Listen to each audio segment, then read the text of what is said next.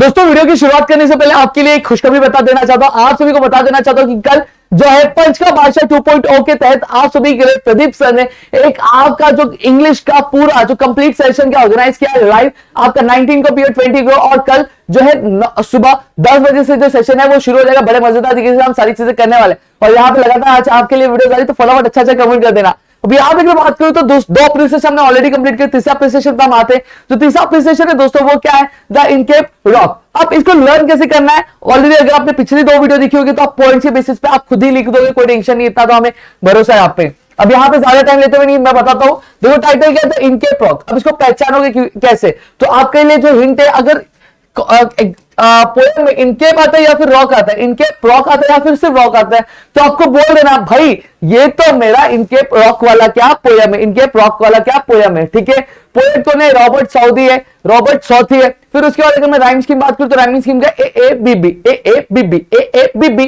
ठीक है, figure of speech क्या, inversion alliteration onomatopoeia. Figure of speech क्या है, इन्वर्जन एडिटेशन और ओनोमोटोपोइया। थीम और सेंट्रल आइडिया क्या है, गलत चीज करोगे तो गलत ही भरोगे, क्या जैसी करनी वैसी बननी, wrong things will meet with the due punishment. ठीक है, और फ्यूचर क्या, इमेजरी। अब यहां पे आप क्या इसको इजीली क्या फॉर्म कर सकते हो। और साथ ही साथ एक चीज मैं बता दूं, पोएट ने बहुत सारे ओल्ड इंग्लिश के वर्ड क्या यूज किए, जैसे कांस्ट हो गया। फिर उसके बाद अगर मैं बात करूं आपके दिए हुए कुछ यहाँ पे देखो कांस हो गया, फिर उसका कोत हो गया, तो ये सारी चीजें क्या यूज की है। और यहां पे बात करूं जो पोएम में वो स्टार्ट होता है आपके ब्राइट डे से और एंड होता है आपके एक डार्क नोट पे, तो लिख सकते हो the poem title as Inchcape Rock is written by the famous poet Robert Southey. ठीक है, द पोएट हैज, मैंने बताया तो ओल्ड इंग्लिश वर्ड लिख लो इधर, ओल्ड इंग्लिश वर्ड आप नोट पे लिख दो।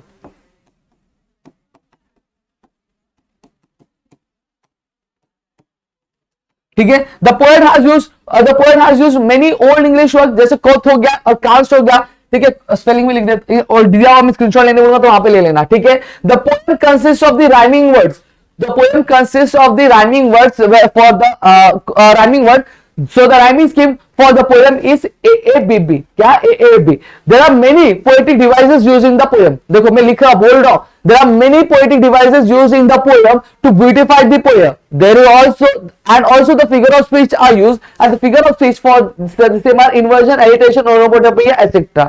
ठीक है, इतना चीज क्लियर हुआ। देखो यही सारी चीजें लिखी हुई और कुछ नहीं लिखा हुआ है। और आपको मैं बता दूं कि देखो the ballad the Inchcape Rock is by the Robert Southey. मैंने अपने स्टेटमेंट को थोड़ा सा बड़ा करने के लिए आपको बताया। The rhyme scheme is AABB। थोड़ा सा सेंटेंस हमारा एप्रिसिएशन यहाँ पे 2 लाइन मैंने एक्स्ट्रा यहाँ पे इस तरह से आता है, और ये चीज आप हर एप्रिसिएशन में यूज कर सकते हो, जो मैं आपको स्पेल करके जो मैं आपको प्रोनाउंस कर रहा हूं वो चीजें। ठीक है, फिर उसके बाद ओल्ड इंग्लिश वर्ड जैसे बात करूं कोथ, कास्ट और ब्लेस यूज किया गया है। मैंने बताया जो पोएम में अब एक लाइन ये भी याद कर लो, the poem begins with the bright day and ends on a dark note.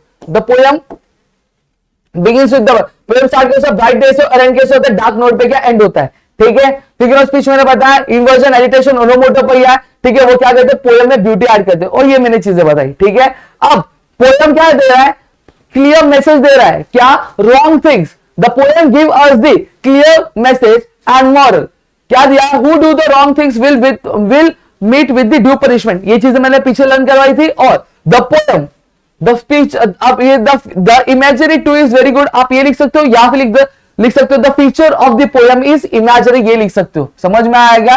और फिर आपका अपना ओपिनियन लिख सकते हो, आप लिख दो ये वाला लर्न करो, I agree with the message delivered by the poet. तो सबसे पहले क्या, the poem title is Inchcape of the rock is written by the famous poet Robert Southey. The poet has used many English word, for example bless, quoth and cast. ठीक है, फिर तीसरा क्या, the poem begins with the bright day and ends on a dark note। There are many figure of speech used in the poem which adds a beauty to the poem, and they are as follows। तो लिख दो alliteration, inversion, onomatopoeia, etc। ठीक है, the poem gives us the one clear message and the moral that the person who do the wrong things will meet with the due punishment। ठीक है, इतना चीज clear हो गया। अब तीसरी चीज आप क्या लिख सकते हो, this is the poem the feature of the poem is imagery, लिख दो। फिर उसके बाद क्या, I agree with the message delivered by the poet. Clear हो गया। तो इस तरह से आप क्या कर सकते हो, आपका ये वाला जो अप्रिसिएशन है बहुत ही बढ़िया तरीके से कर सकते हो, 2 मिनट में आप क्या इसको लर्न कर सकते हो। तो इसका स्क्रीनशॉट ले लो फटाफट। अगर आप चाहते हो कि ये नोट्स मैं आपको भेजूं तो आप टेलीग्राम चैनल जो डिस्क्रिप्शन में वो जाके ज्वाइन कर लो। और साथ ही साथ अगर आपको चीजें अच्छी लग रही है, मोटिवेशन का चाहते हो कि हर एक घंटे में वीडियो आए, तो जल्दी से एक स्क्रीनशॉट लो, अपने इंस्टाग्राम हैंडल पे पोस्ट करो और हमें टैग करो, ताकि हम भी मोटिवेटेड और हमें भी पता चला आप कितनी पढ़ाई करो। हमारे साथ एग्जाम आपका ट्यूसडे को, लेकिन तैयारी आपकी आज से चालू हो गई है। ठीक है, तो चलो मिलेंगे हमारे नेक्स्ट वीडियो में, तो तब तक के लिए घर पे रहिए सुरक्षित और अपना ध्यान जरूर रखिए दोस्तों, अपनी पढ़ाई करते रहिए।